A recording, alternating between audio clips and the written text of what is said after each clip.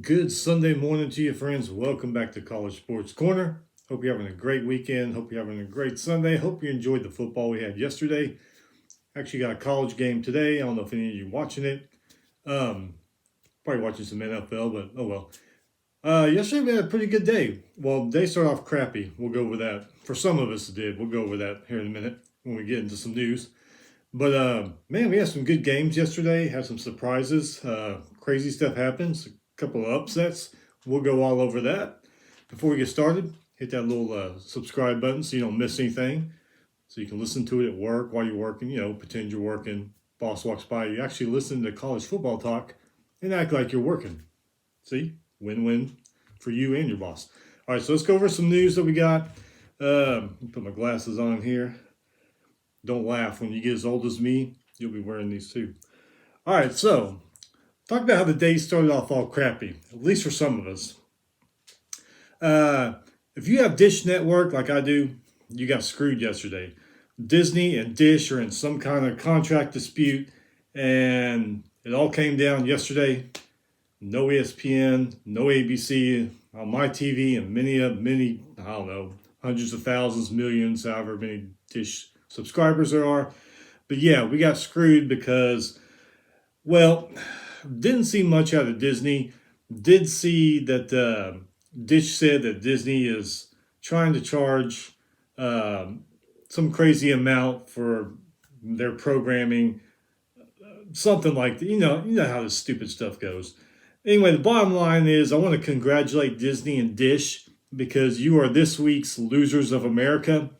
Hey, enjoy the crown until you get this thing fixed. Enjoy as many people as you piss off, which I doubt Disney cares.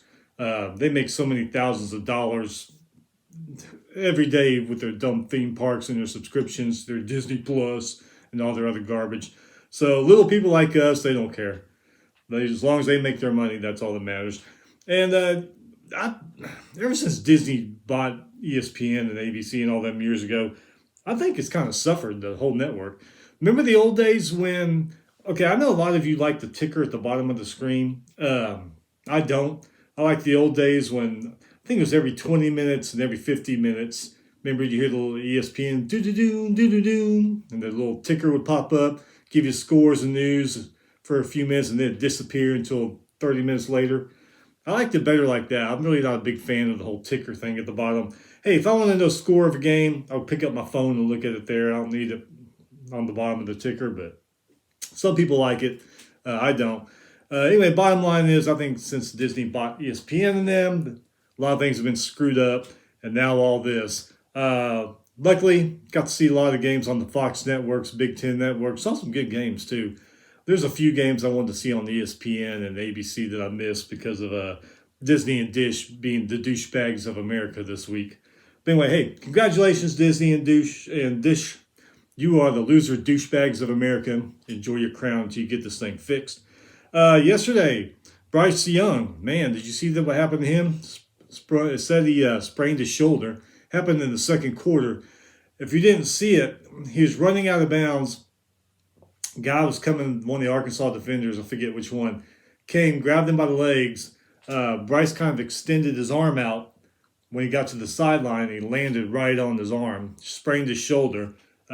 Showed him on the sideline, and he looked like he was in some serious pain. So he went out of the game, went back to the locker room. Guy out of Katy, right up the road here from me, Milrow, he came in. He did a pretty decent job. Saban said the injury's not serious, so who knows when we'll see him. Might be the next game or the game after. But luckily it's not serious for Bama fans and all that. Speaking of Bama, they took over the number one spot over Georgia, with Georgia struggling last night against Mizzou in this morning's coaches poll. Some other teams, Tennessee moved up to number 8. Ole Miss moved up to number 9. Kentucky fell to 13 after losing to Ole Miss. Penn State moves up to 10 even after, I'd say, barely beating Northwestern. Penn State didn't look like Penn State that we've seen this year. Northwestern gave them a little bit of trouble. Wake Forest, they move up to 15 after beating Florida State. Kansas makes its debut in the coaches poll at number 17. This is their first ranking in that poll since 2009. So good for them. They're having a hell of a year. Good for them. And the game day is going to be there next week, I believe. TCU, they come in at 18 after just manhandling Oklahoma. I don't know what happened to Oklahoma. K-State, they come in at 20. UCLA at 19 after beating Washington Friday night. Mississippi State at 23. Speaking of those teams that lost, Washington fell to 24. Arkansas fell to 25. Oklahoma, A&M, Florida State, Minnesota, and Pitt all fall out of the top 25. That's in the coaches poll. Haven't seen the AP poll. I'm not even sure if it's out yet. It will be. If not, it will be sometime today. So yeah, that's what happened there. Cal Poly, they are naming their new football facility after John Madden. Remember John Madden, Super Bowl winning coach and broadcaster for many years on CBS and Fox. I think that's the ones he worked for. He actually went to Cal Poly, played baseball there. He also launched a golf tournament back in the 80s to save the Cal Poly football program because they were talking about dropping the sport because of financial reasons. He had a golf tournament that went on for about 10 years, raised enough money to help keep the football program going there at Cal Poly. So they're rewarding his family for all the work he's done there and naming their new football facility after him. It'll be the John Madden Football Facility. I'm guessing that's going to be the name of it. So that's pretty cool. All right, let's go over some of these games. We're going to go back to Thursday night when it all started. Let's see. BYU beat Utah State 38-26.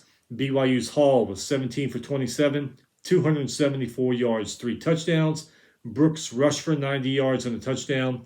Epps had 86 receiving yards and a touchdown. For Utah State, let me get my paper straight here. Legis, 188, 19 for 31, 2 touchdowns, 2 interceptions.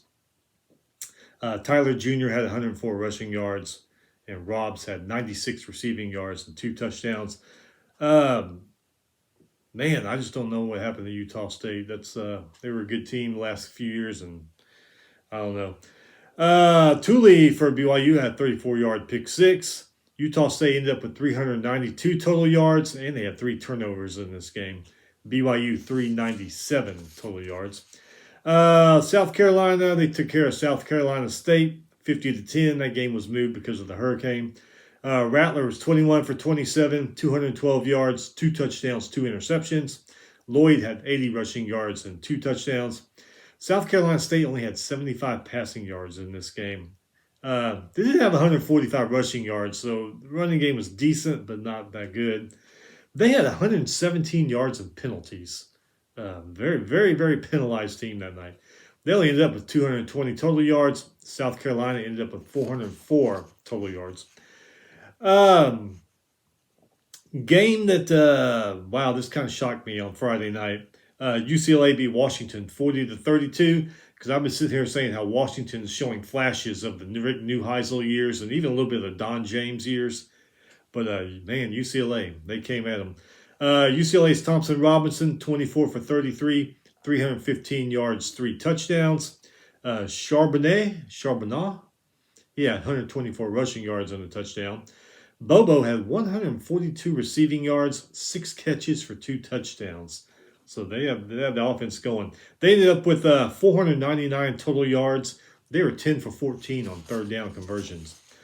Washington Penix Jr., man, this guy's still a great quarterback even though they lost.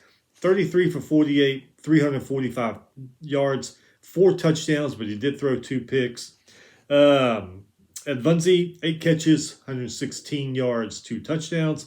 Washington ended up with 410 total yards. They were 8 for 15 on third down conversions. Crazy one down here in Houston. Tulane beat Houston 27-24. That one went into overtime. Tulane's Horton, 132 passing yards and 3 touchdowns.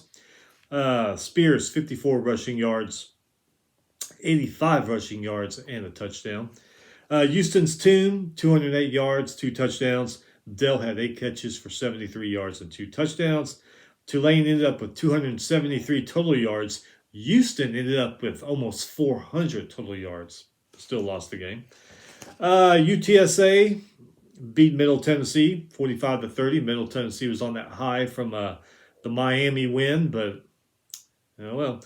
UTSA's Harris, 414 passing yards, 2 touchdowns, 2 rushing touchdowns. He did throw 3 interceptions. Cunningham from Middle Tennessee, 368 passing yards and a touchdown. And Lane had 179 receiving yards from Middle Tennessee. Continuing on Friday night, Boise bounced back. They beat San Diego State 35-13. You know something crazy about Mountain West? There's a lot of good teams the last few years, and they're just not good anymore. There's only a couple good ones in the Mountain West. If you remember, right, the last 2, 3, maybe even 4 years, this conference was really battling it out with each other to see who's going to come out on top. I mean, there are a lot of good teams. I don't know what happened, just not anymore. Anyway, Boise's remember the guy, what's his name? Start with H. Humbacher or someone. He transferred out. So Vidlak came in. He only had 86 passing yards. Holani had 131 rushing yards and 2 touchdowns. San Diego State actually led this game 13-0 at the half. Boise scored 21 unanswered in the third quarter to make a comeback. San Diego State's Burmeister, he had 33 passing yards. They only had 6 first downs in this whole game. Shavers did have a 36-yard touchdown return after a blocked punt. But, San Diego State, another one, 114 total yards. San Diego State's another one that was a good team. I don't know what happened to them. Boise ended up with 450 total yards. UNLV beat New Mexico 31-20. UNLV's Brumfield, 233 passing yards, no touchdowns. Oliver had a 21-yard pick six for UNLV. Gutierrez, kicker Gutierrez, 47, 50, and 41-yard field goals. So his leg was going that night. New Mexico's Kendrick, 163 passing yards, 0 touchdowns, 2 interceptions, but he did run for 2 touchdowns. So Boise bounces back after all the turmoil you could say they've been having up there. All right, let's get to yesterday. First score printed out. This game was later. I don't know why I printed out first, but hell, we'll go over it anyway. Duke beat Virginia 38-17. Duke's Leonard passed for 129 yards and a touchdown. He also ran for 59 yards and a touchdown.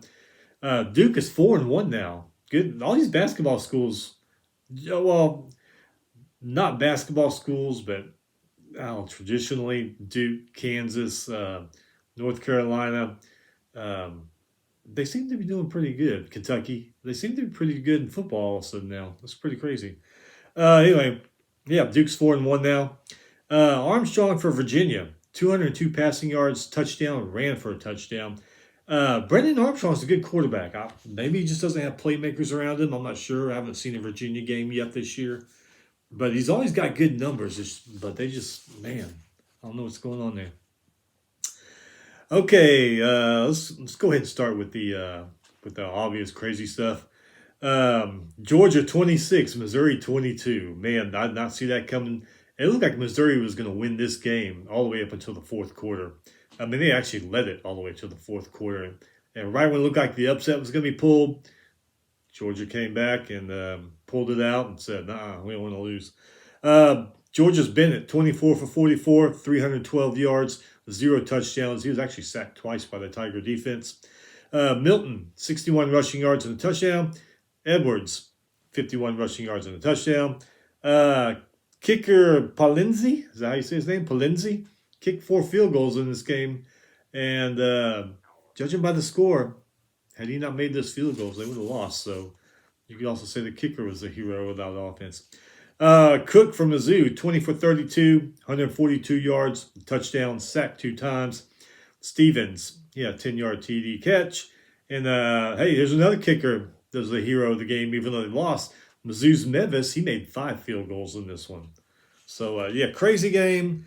I didn't get to see it because, like I said, Disney decided to backdoor all the Dish customers.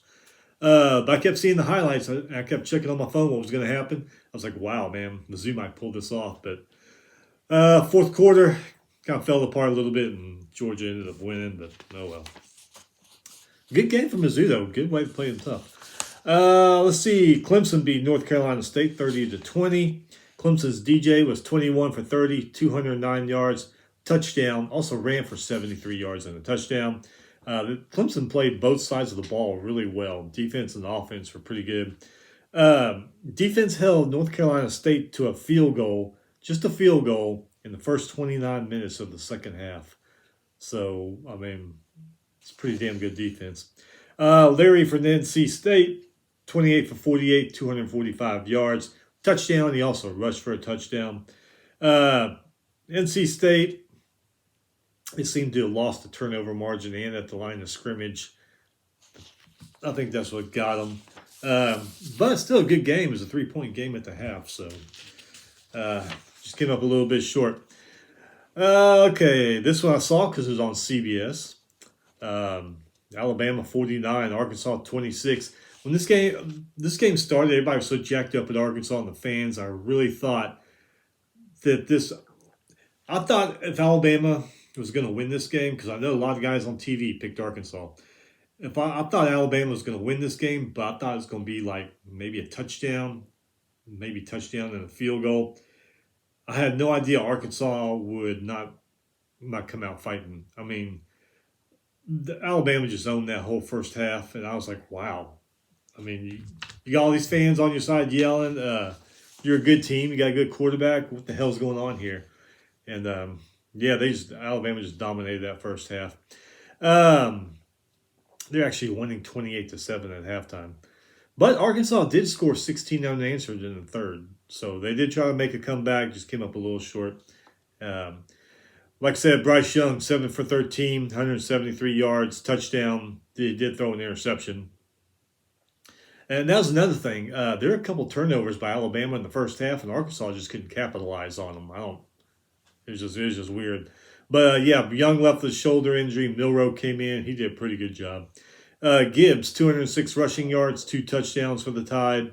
Bama started off fast. They ended up with 555 total yards in this game. Arkansas was Jefferson, 155 yards and a touchdown. Sanders, he ran for 101 yards and a touchdown. Offense just couldn't get anything going in the first half. And finally, after halftime, started clicking. They made a comeback, but they still fell 23 points short. So makes you wonder if they would have started off fast and scored some in the first, where this game would have gone, but who knows. Oh, Rutgers, team that was doing okay. They lost to Ohio State by 39 points, 49-10. Rutgers only scored in the first and third quarters in this game, and that was it. C.J. Stroud for Ohio State, 13 for 22, 154 yards, 2 touchdowns, and an interception. Williams had 189 rushing yards, 5 touchdowns. Hell of a running game for them.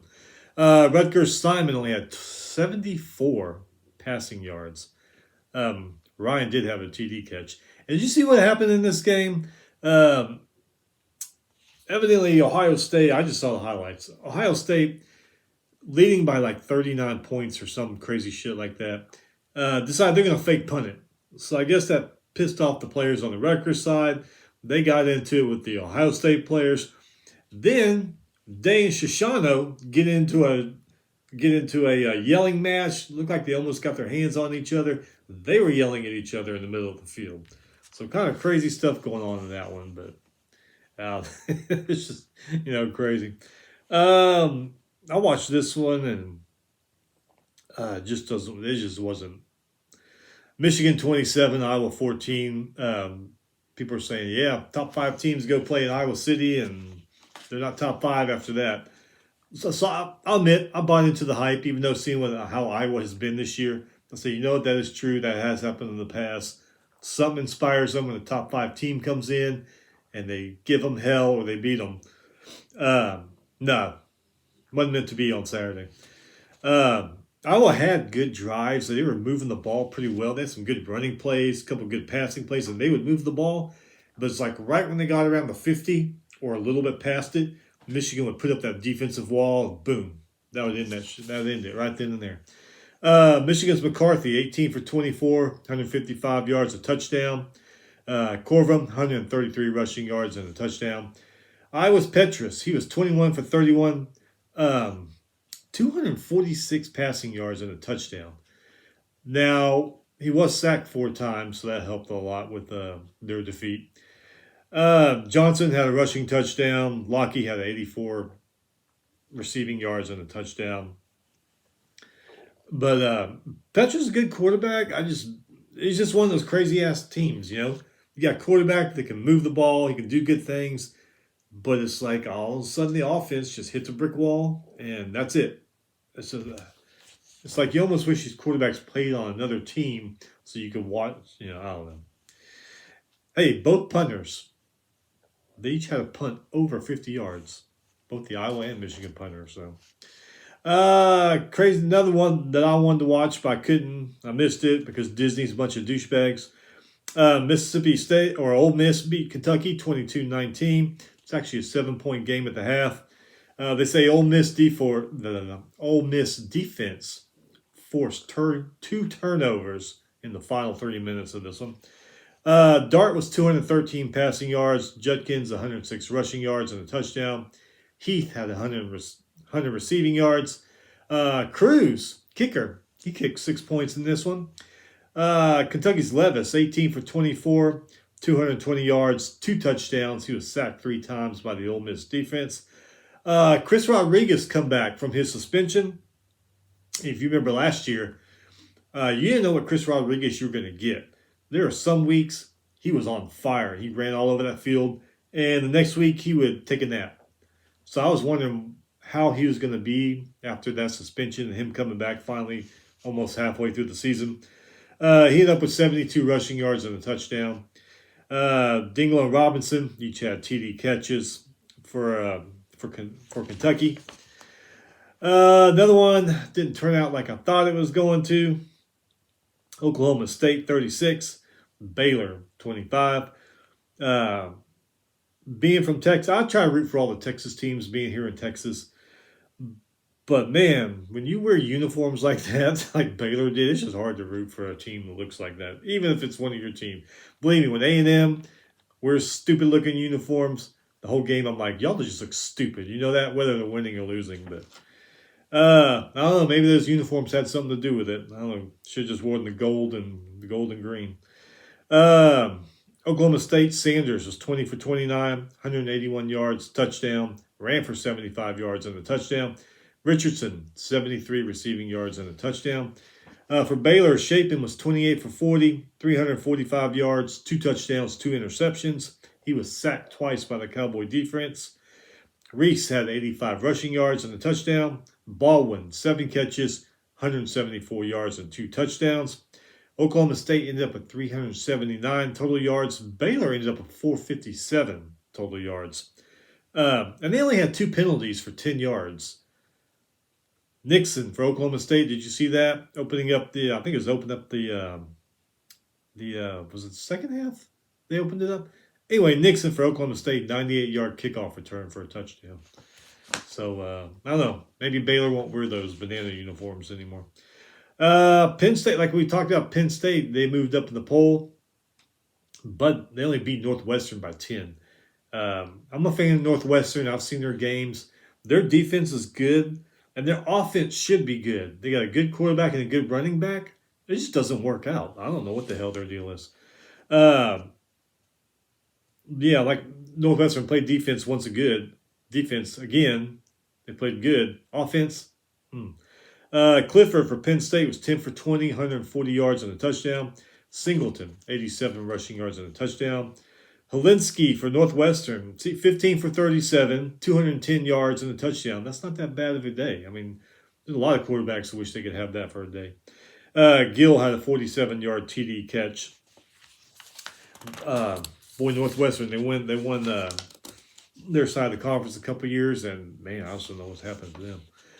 Let's see. I think this one was last night. USC defeated Arizona State 42-25. This is actually a 4-point game at halftime. Williams for USC, 27 for 37, 348 yards, 3 touchdowns, ran for 44 yards and a touchdown. Hell of a game for him. Dye, 62 rushing yards and 2 touchdowns. Not too bad for him. Sun Devils Jones was 22 for 32, 243 yards and a touchdown. Valladay rushed for a touchdown, and he caught a touchdown pass in this one. The USC defense sacked Jones 5 times in this one. So Arizona State, their troubles just continue on. Oregon beat Stanford 45-27. Oregon led 31-3 at the half. Second half, they kind of let Stanford score some points, just to, I guess, just be nice. Bo Nix for Oregon, 16 for 29, 161 yards, 2 touchdowns. He ran for 141 yards and 2 touchdowns. I think that's the Bo Nix that Oregon was hoping they were going to get every week. And one of those runs was an 80-yard touchdown run. Damn. He also punted the ball, 34-yard punt. So all they need to do is stick him up there for a field goal, and he could have done everything. Stanford's McKee, 166 passing yards, 2 touchdowns. Filkins, 59 receiving yards and a touchdown. Oregon defense sacked McPhee 3 times last night. Utah beat Oregon State 42-16. Utah's rising 19 for 25, 199 yards, 3 touchdowns. Also ran for 73 yards and a touchdown. Dixon ran for a touchdown, and he had a touchdown catch for the Utes. For Oregon State's Gulbranson, I think that's how you say his name, Gulbranson, 177 passing yards, but he threw 2 interceptions. Bolden, 29-yard TD run. Utah's Phillips had a 38-yard pick 6 in that one. This game here, I don't know what to even think about. Mississippi State, 42, A&M, 24. Mississippi State's Rogers, 31 for 45, 324 yards, 3 touchdowns. Johnson, 68 rushing yards and a touchdown. Thomas had 5 catches for 134 yards and a touchdown. Richardson for Mississippi State, he had a 50-yard TD off a blocked field goal. Forbes had a 32-yard pick 6. A&M's Johnson, what was that, 19 for 26, 203 yards and a touchdown. Muhammad had 6 catches, 119 yards and a touchdown. Things, like I said, I couldn't see this game. Probably glad I didn't because the dish bags at Disney. Evidently, Haynes King came back in. I think he already rushed for a touchdown. I'm like, I've got one foot on the stoop on the Jimbo train. My other foot is looking for ground to get some grip on so I can get off this Jimbo train. Some of the guys on TV and some of the media guys saying if Jimbo would just hire a play caller, a good play caller, and he just manage everything and let the play caller call the plays and run the offense, that A&M would probably be a lot better. I was fixing to jump off the Jimbo train yesterday, being an Aggie fan, but when I heard all these guys talking about that, I said, you know what? I'm going to keep a toe on the platform and see if he hires somebody to call these plays and make this better. Because there's no reason with that talent, this offense should be sucking as much as they do. So, I still got a toe on the Jimbo train, but if he don't hire a play caller and give it up, I'm going to completely jump off until they get rid of this guy. Being an Aggie fan is hard. I've been an Aggie fan for almost 50 years now, and it's hard. Back in R.C. Slocum days, a lot of good years, but we also had some, what the hell is this crap? Jackie Sherrill had some good years. What the hell is this crap? These last few coaches, last 2 at least, Sumlin and Jimbo, you have more, what the hell is this crap instead of good days. So I still got one toe on, but things don't change. I'm completely off until they get rid of him because this is just ridiculous. Oklahoma. What the hell happened? TCU 55, Oklahoma 24. I knew TCU was better this year, but man, I just did not think that they would win this game and win like they did. It was 41-17 at halftime. That is just crazy. OU, man, that defense. And Brent Venables, the defensive mind behind Bob Stoops all those years, comes back. You figured that defense would be better. But, I mean, this game and the last game against K-State, God, dog. Dugan for TCU, 23 for 33, 302 yards, 3 touchdowns. Also ran for 116 yards and 2 touchdowns. Miller, 136 rushing yards, 2 touchdowns. Barber, 3 catches, 107 yards, and a touchdown. I think all OU's opponents in the future are looking at their running game saying, hey, if we got a good running game, we can just run over and beat these guys because, I mean, teams have just been running over them this year. Gabriel for OU, 126 passing yards. I thought I read he got hurt or had to leave the game with an injury. I think that's what I read. I don't know. Barnes, 100 rushing yards and 2 touchdowns. Oklahoma, 355 total yards. TCU, 668 total yards. And they were 50% on third down conversions. So, man, TCU, they might be somebody I reckon with this year. Another one I didn't see coming. Purdue 20, Minnesota 10. Purdue's a decent team, but they've had a few little issues and struggles there. And I figured Minnesota being at home would win because Minnesota's a good team, but wow. O'Connell for Purdue, 199 passing yards. Mokabe, 112 rushing yards and a touchdown. Finneran, kicker, 8 points for Purdue. Minnesota's Morgan, 257 passing yards, 3 interceptions. Their leading rusher, Muhammad, he was out with an injury. Williams was the top rusher for Minnesota yesterday with 35 yards. And he scored a touchdown, but still, man, 35 yards rushing, wow. But Jackson from Minnesota, he had 110 receiving yards.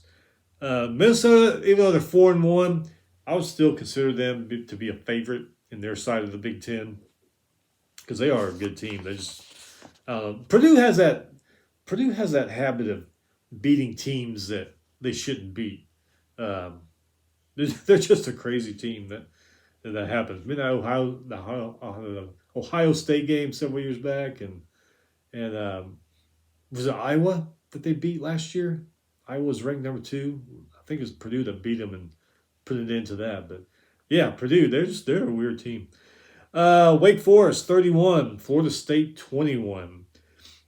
Boy, if you look at this, Wake Forest is 4-1 now. You got to think, what if those Wake Forest coaches wouldn't have lost that game in the last 2 minutes last week against Clemson? Where Wake would be? I mean, they'd be undefeated, but where in the polls would they be? They'd be in control of the conference. But oh well. Hey, Hartman for Wake Forest. Sam Hartman, 22 for 34, 234 yards, 2 touchdowns, pretty good. Ellison, 114 rushing yards on a touchdown. Perry, 91 receiving yards on a touchdown.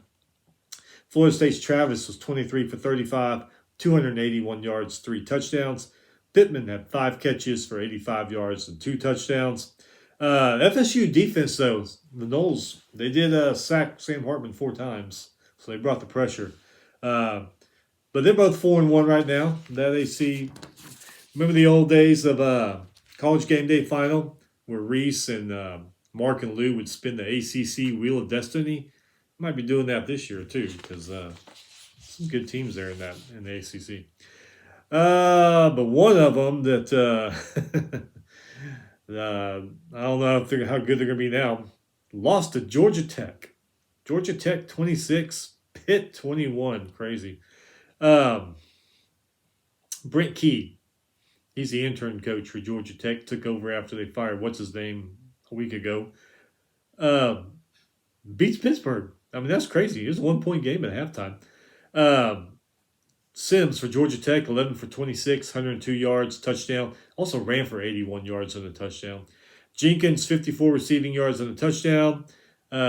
Kicker Stewart kicked 14 points in this game. You know, it helped them win. Georgia Tech defense, they just kind of harassed Pitt all game. Pitt's, let's see here, Slovis, 26 for 45, 305 yards and 3 touchdowns. He had a good game. Just didn't work out for him. Bradley had 2 touchdown catches for Pitt. But yeah, shocker. Pitt losing to Georgia Tech. That's crazy.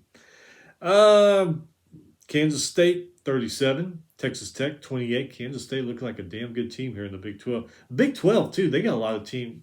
Let's see. They got Kansas State, Kansas, TCU, Oklahoma State.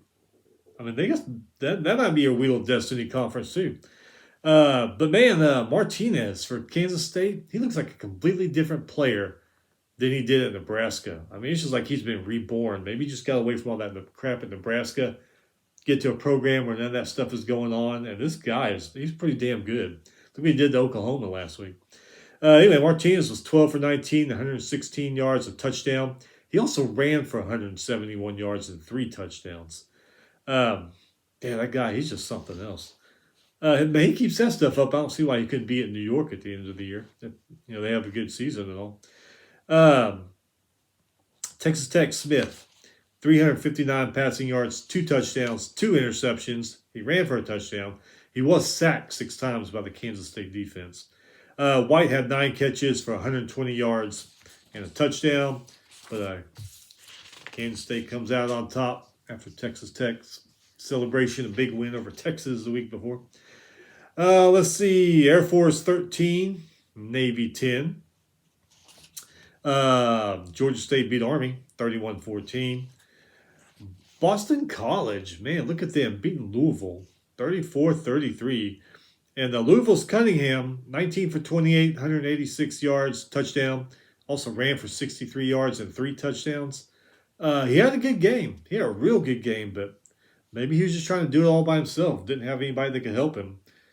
So when you got one man against a determined team like Boston College, it just doesn't work out. Jerkovic from Boston College, 18 for 21, 304 yards, 3 touchdowns, and an interception.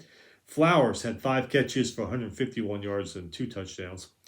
BC was 2 for 9 on third down conversions and had 454 total yards. If I was a betting man, I would have bet on Louisville in that game, but glad I'm not a betting man. Memphis, they beat Temple 24-3. Memphis had 1 penalty for 5 yards in this game. Another game I watched, which was, I'm not going to say surprising, but I don't know. I mean, Illinois 34, Wisconsin 10. Illinois is on the rise. Brett Bielema is getting them slowly back to a real good football team. And Wisconsin is one of these teams like Wisconsin, LSU. There's some others. Before the whole COVID thing, they were good teams. They were beating, 9, 10 win seasons. It's like after COVID, they suck. So why can't you get back to your winning ways? I don't know what's going on there in Wisconsin. That's crazy. Anyway, Illinois' DeVito was 18 for 24, 167 yards. He rushed for 3 TDs.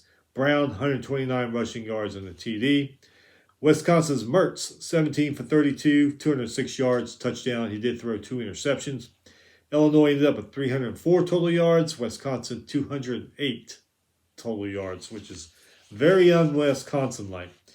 And I've already heard that if Disney and Dish don't stop being the douche brothers this week, Illinois and Iowa will be the primetime game on Big Ten. So that's probably what I'll be watching, unless these 2 douchebags work out their problems. James Madison beat Texas State 40-13. Palmer for James Madison had 106 rushing yards, 3 touchdowns. Walker had a 22-yard pick 6 for James Madison. James Madison, good FCS team. Looks like they're going to be a good FBS team now.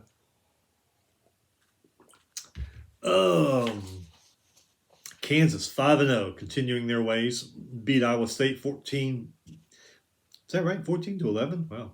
Anyway, Iowa State 3-2. That's crazy. Iowa State's a good team. It's crazy to see them at 3-2. Most of the scoring in this game was done in the second quarter for some reason. I don't know why. Kansas's Hishaw Jr. and Daniels each had rushing TDs in this game. ISU, Deckers was 30 for 48, 287 yards, touchdown, and an interception. And in case you didn't hear, game day is going to be at Kansas.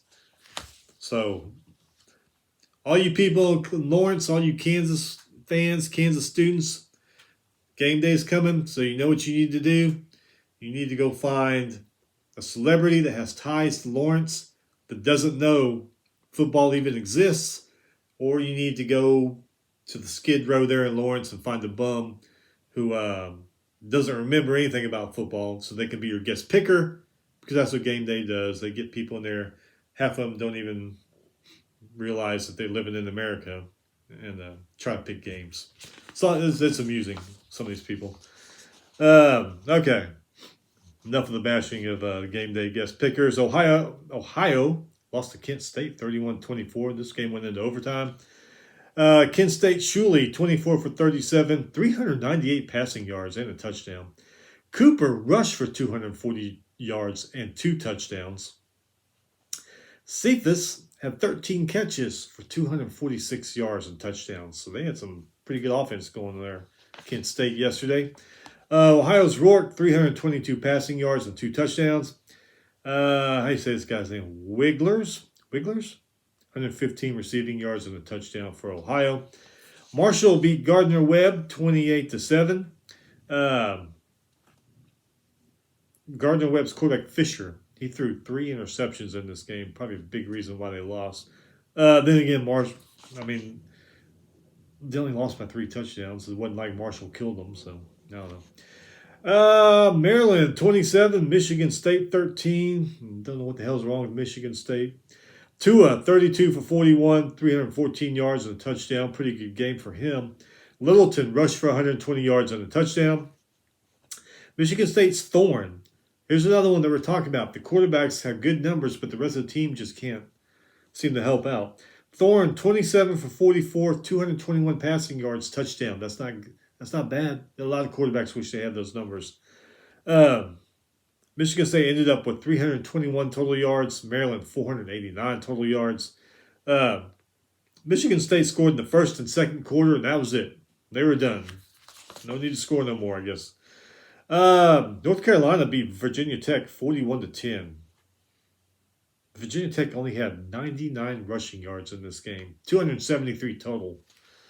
Woo! Man, North Carolina made 363 passing yards, 3 touchdowns. Also ran for 73 yards and 2 touchdowns. North Carolina looking like a pretty good team. Vautech, I don't know what happened to those guys. I don't know, ever since Bud Foster. Beamer retired. They're still okay. Foster retired. Man. Toledo 38, Central Michigan 17. Toledo led this game 31-3 at halftime. Toledo's Finn, 186 passing yards, 2 touchdowns. Defense forced 3 turnovers and sacked Richardson for Central Michigan 4 times on this one. Speaking of Richardson, 252 passing yards, 2 touchdowns. Central Michigan only had 33 rushing yards in this game. Let's see here. Ball State beat Northern Illinois 44-38. Anything stick out here? Whaley for Northern Illinois, 230 rushing yards, 3 touchdowns. Pretty good game for him. This guy, I'm going to butcher his name. I know I am. Rakaiswick. Anyway, he had 2 touchdown catches for Northern Illinois. Ball State's Paddock threw for 403 yards, 3 touchdowns. He did throw 2 interceptions. Steele had 77 rushing yards and 3 touchdowns. So there's some serious offense in this game. Each team turned the ball over twice. It went into 2 overtimes also, so that's crazy. Eastern Michigan beat UMass 20-13. UMass racked up 100 yards and penalties in that game. Eastern Carolina 48, South Florida 28. ECU's Hollers. Anyway, he was 31-41, 465 passing yards, 6 touchdown passes in this game. Johnson had 7 catches for 197 yards and 4 touchdown catches. Freaking incredible offense there. So, South Florida's Bohannon, 253 passing yards, 3 touchdowns and a rushing touchdown. He had a pretty good day. Horn Jr. had 8 catches for 180 yards and 2 touchdowns in this game. So there's good offensive numbers in that one. Bowling Green 31, Akron 28. Poor Citadel. Appalachian State 49, Citadel 0. Bryce for App State 12 for 18, 265 yards, 4 touchdowns in that one. Horn had 3 catches for 132 yards and 2 touchdowns. Buffalo beat Miami of Ohio 24-20. Miami of Ohio Smith 119 passing yards, but he ran for 142 rushing yards and 2 touchdowns in that one. Buffalo Snyder, 188 passing yards and a touchdown. Miami of Ohio was 5 for 14 on third down conversions. Buffalo was 4 for 14 on third down conversions and 2 for 2 when they went for it on fourth down. So, not too bad. UConn wins the second game of the year. I didn't think that was going to happen. I thought they had won their one game and that was it. And this also shows you where the Mountain West has fallen to, because they beat Fresno State 19-14, and Fresno State was a good team the last few years. Fresno only had 14 first downs in this game. They were 0 for 7 on third down conversions, 0 for 2 when they went for it on fourth down. They had 187 total yards and 3 turnovers in this game. Fresno. UConn's Turner, 130 passing yards and a touchdown. Houston had 105 rushing yards and a touchdown. So, hey, good for UConn. Get a second win there. What else we got? Fresno only had 30 rushing yards. North Texas 45, Florida Atlantic 28. North Texas Aoun. I'm going to say it's Aoun. 180 passing yards and 3 touchdowns. Shorter had 3 catches for 52 yards and 3 touchdown catches. Pretty good. FAU's Perry, 295 passing yards, 2 touchdowns, 2 interceptions, and he rushed for a touchdown. FAU only had 14 yards of penalties in this whole game.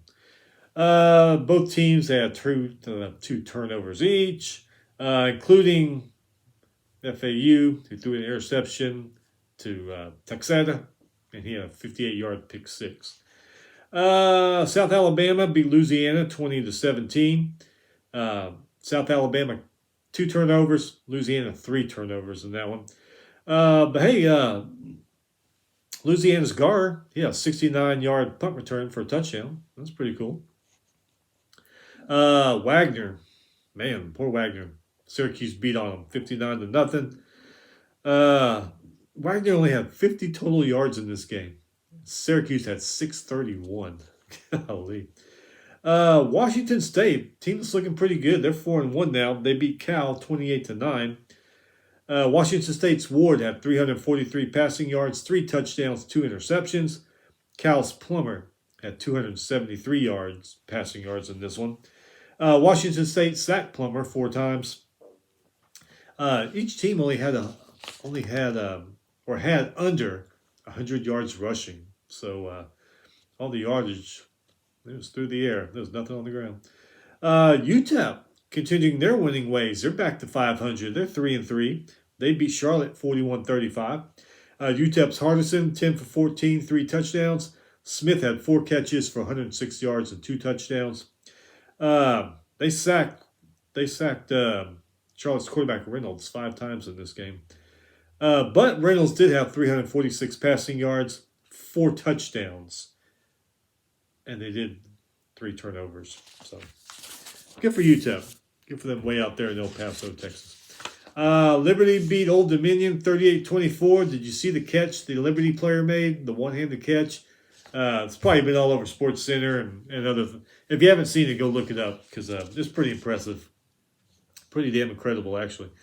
Liberty Salter, 10 for 19, 170 yards, 2 touchdowns. He threw 2 interceptions. Des Hunter, 121 yards, rushing yards, and 2 touchdowns.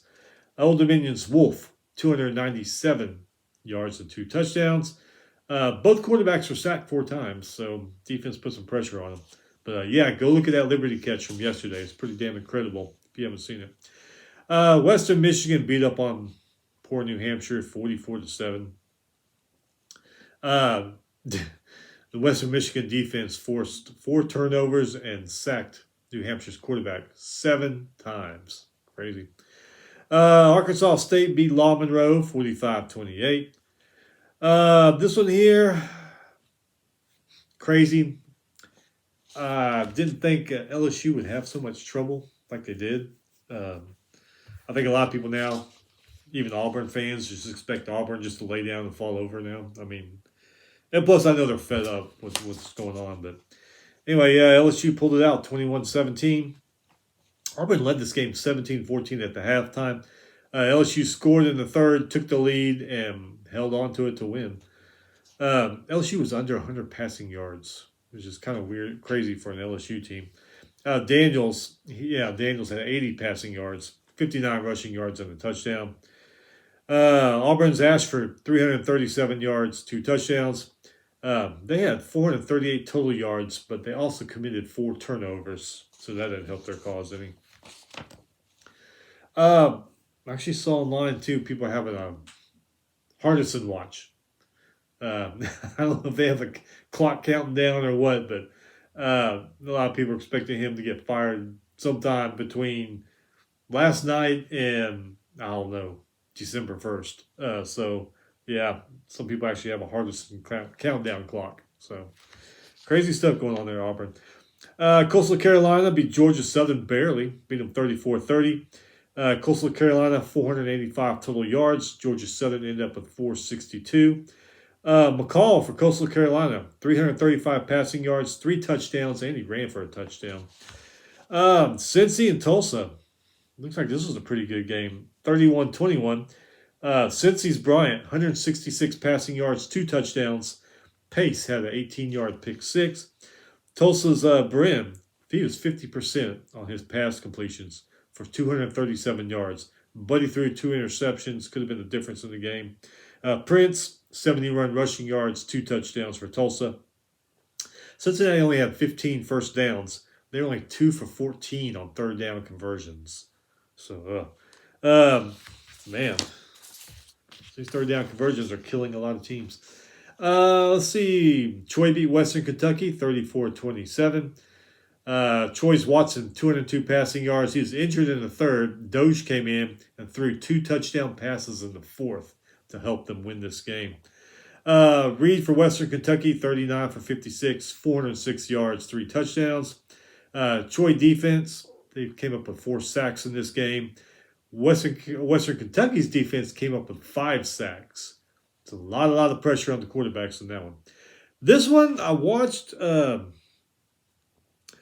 I gave up on the Texas-West Virginia game because Texas was just. I'm getting disinterested with blowouts, even when the teams that I root for and I like are blowing out another team. I'm like, man, this kind of sucks. So I turned it over. I saw that Nebraska and Indiana were tied at 21 right before halftime. I said, hey, all right, let's see what happens. I'm glad I hung around because that turned out to be a hell of a game. Indiana didn't score anymore, but Nebraska did. They ended up winning 35-21. Nebraska defense was great. There's only a couple minutes in the game where they just didn't look good. Only a couple minutes. Because the whole rest of the game, they just looked incredible. And their playmakers made the plays when they needed them. Which you sitting there watching like, where the hell has this Nebraska team been? I know they changed defensive coordinators after that Oklahoma loss. So it's probably a big reason why that defense is playing a hell of a lot better than it was. But I'm not saying they're going to win the rest of their games, but watching them is probably going to be pretty interesting to watch them, at least watch the rest of their games. Indiana's Baszler, 222 passing yards and a touchdown. Nebraska's Thompson, 270 passing yards, 2 touchdowns, and he rushed for a touchdown. Indiana, these two teams here, man, let me tell you. Indiana have 92 yards of penalties. Nebraska, 111.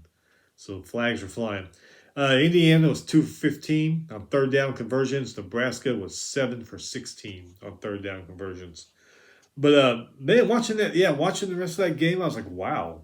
This kind of looks like Nebraska. I'm not going to say Nebraska of Tom Osborne years or, even the Frank Solich when those first few years. But, man, they look pretty good. So, interesting to see how they do the rest of the year, if they can keep that up and get to a bowl game at least. Hey, shout out to these Rice Owls. It was back and forth all night with UAB, but they pulled it out. UAB's Hopkins, 231 passing yards, 2 touchdowns. Rice's Broussard, he rushed for 2 touchdowns. But I didn't get to see it, but I kept checking it on the Gamecast. It was kind of back and forth all night, and luckily Rice pulled it out. Rice is a good team. If they keep it up, they might make it to a bowl game. I'm going to their UTSA game end of this month or or in November. I forget. That should be a pretty good one. Yeah, this one I started watching. I just kind of gave up on it. Texas 38, West Virginia 20. Um, West Virginia's Daniels, 253 passing yards and a touchdown. Card had 3 passing touchdowns for Texas, 2 of them to Worthy. Card was 21 for 27, 303 passing yards. Robinson, 101 rushing yards and a touchdown. No turnovers in this game. I can't tell you last time I saw a game with no turnovers. West Virginia was 9 for 18 on third down conversions. UT was 5 for 9 on third down conversions. UT pulls it out. Wyoming loses at home to San Jose State, 33-16. San Jose State's 3-1. They might make a conference run. Keep an eye out on that. Florida International 21, New Mexico State 7. New Mexico State only 82 rushing yards in that game. And the last ones here. Colorado, I don't know what we're going to do with you. Arizona beats them 43-20. Arizona was beating them 26-13 at halftime. Oh yeah, this is pretty cool here for Arizona. De Laura, quarterback, 33 for 46, 484 yards, 6 touchdowns, which ties the record in Arizona for touchdown passes in a game. So that's cool. Cool for him. Colorado, McCowan, he had a rushing touchdown and a passing touchdown. He had 186 passing yards. Colorado ends up at 340 total yards. Arizona had 36 first downs in this game. Ended with 673 total yards. That is it. There is a game going on right now. Eastern Washington at Florida. Moved it because of the hurricane. Last I saw, right before I started recording, it was 14-3. Florida winning. So I don't know what the score is now, but anyway. All right, so we'll be back Thursday to go over, what were we at now? Week 6? Go over those games. Anyway, y'all have a great week. Stay busy so we can hurry and get to the weekend again. Be safe, and we'll see you next time.